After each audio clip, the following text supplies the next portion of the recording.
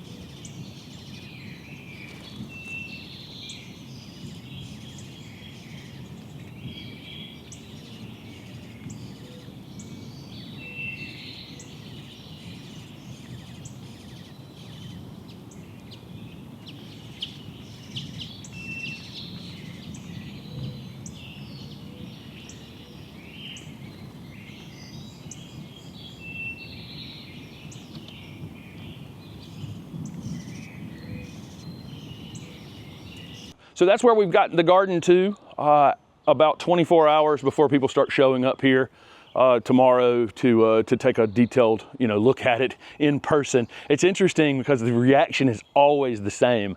It's much smaller than it seems on camera because this is a wide angle lens on this thing, and when you come up to the front, now the back does have some depth to it and some size to it, so there's some room back here, but that front space I think sometimes seems much larger than it actually is.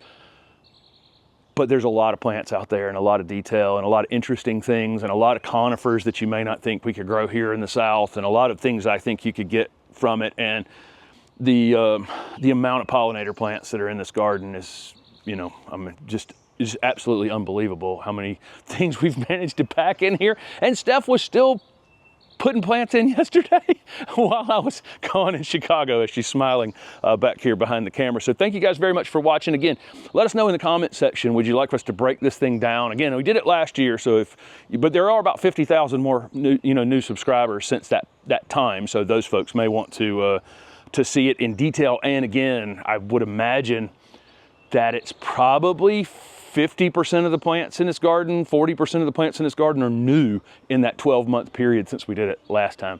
Thanks for watching.